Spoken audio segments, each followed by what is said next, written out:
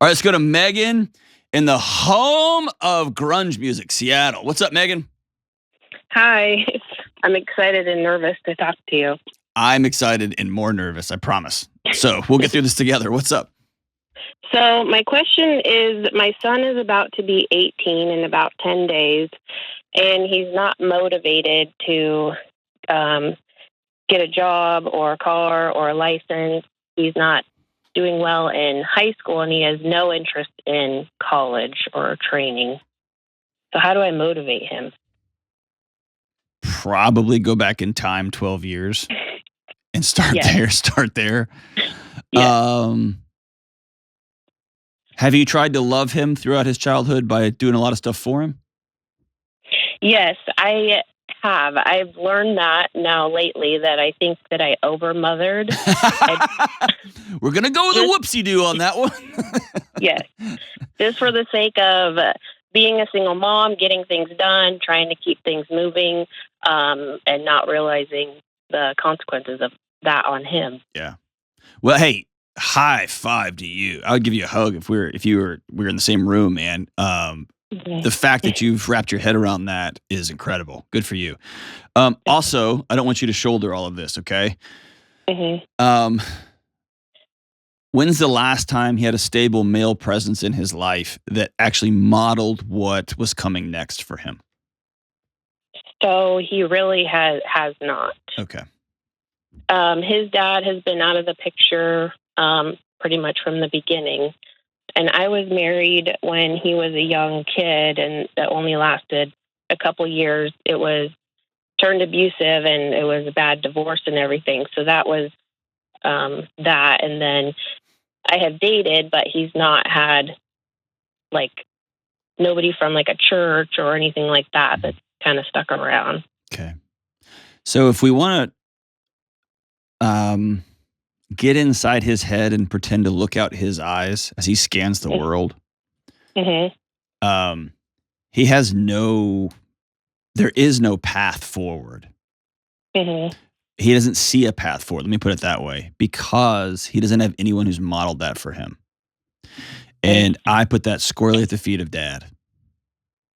Okay. Absolute dismal failure on dad. Okay.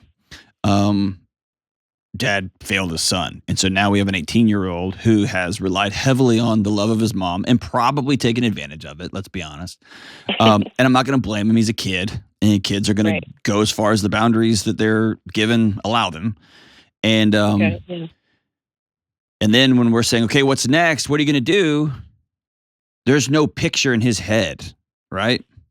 Like I had pictures of my dad getting up and putting his suit on when he was a detective. And then when he quit to become a minister, I had a picture of him putting on, like, I just had a visual of what that, he doesn't have that. Mm-hmm. And so many kids in his place have gone to one of two places: the internet, where it's full of images and pictures of what this thing is supposed to look like, this thing called manhood, this thing called what comes next. Mm-hmm. Or they just retreat inside of themselves. And it sounds like that's what your son's done. Yeah, that does. It sounds like it. Yep. Okay. I see it. Yeah. Here is the hardest. I'm going to quote my friend Henry Cloud, and Henry's become a great friend. He wrote the original book called Boundaries, which is one of the greatest books ever. Here's his quote. Okay. Mm-hmm. Your son is, well, I'll walk you through it and then I'll give you his quote. Your son right now has absolutely no reason to think about college. None.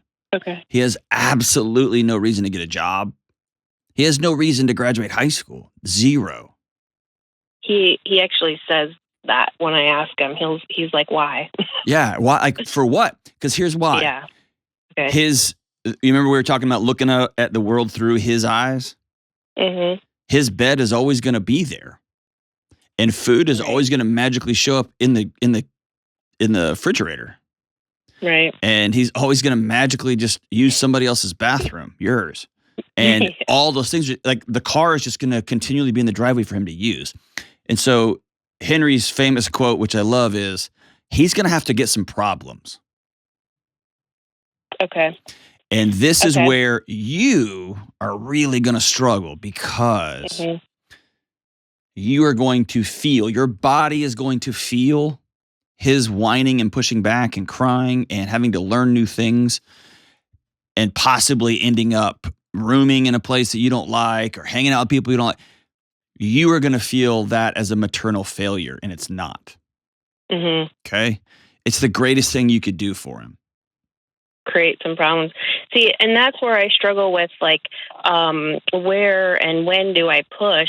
I don't know. I think, given his life, how far he's come thus far, I would give him 6 months. Right. And say, here's what happens at the end of 6 months.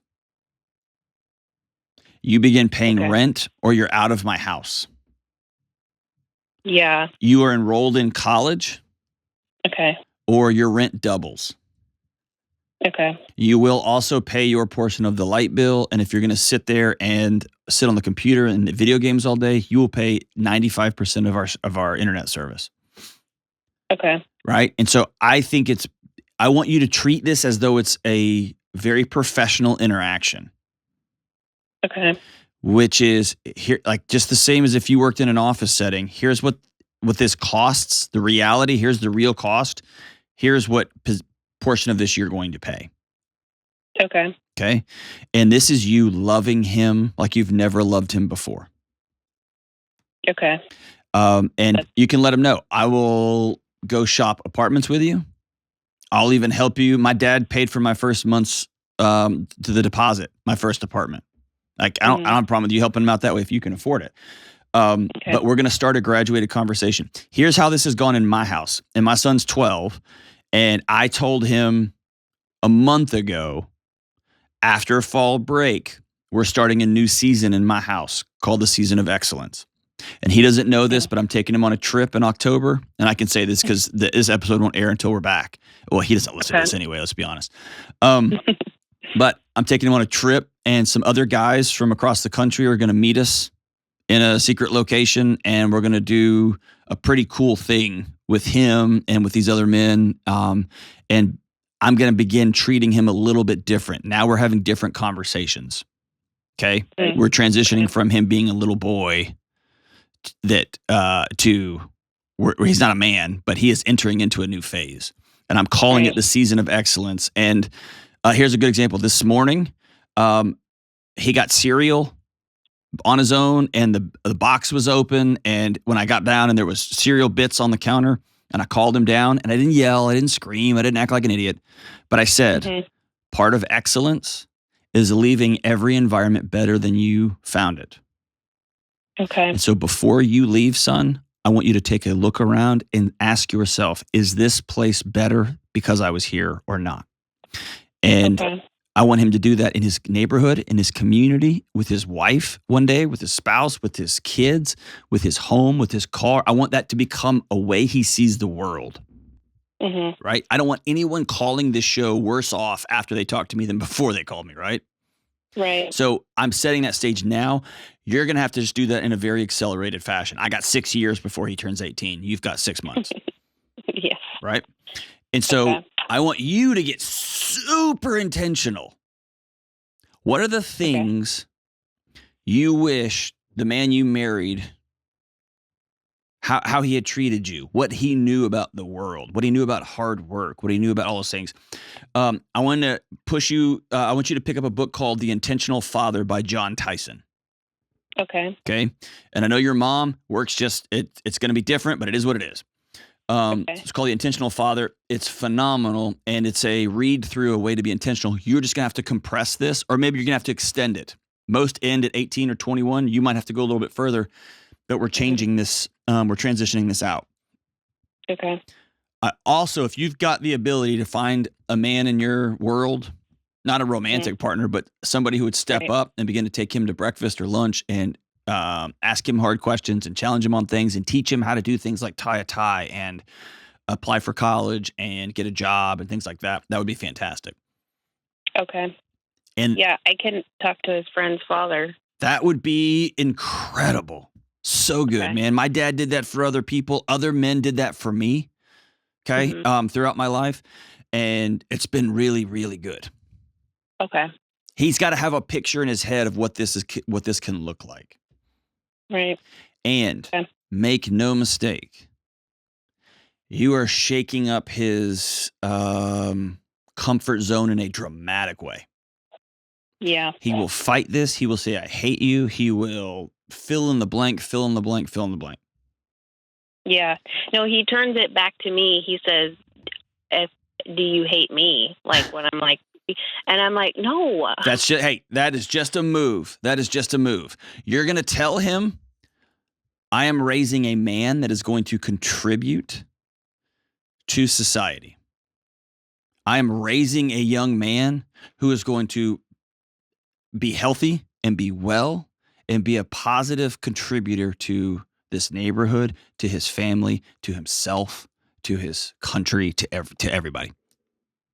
So that starts here.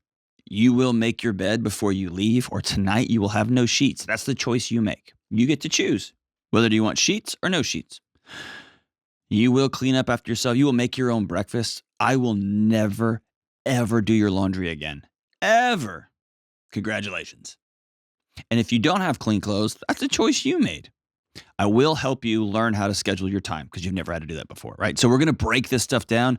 And Mom, you are going to have to get super intentional, probably in a way you've never been.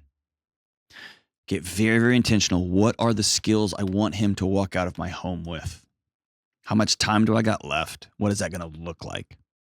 And maybe this all starts with you taking him out on a date, taking him out somewhere nice, and talking to him about your childhood, maybe in a way you never have.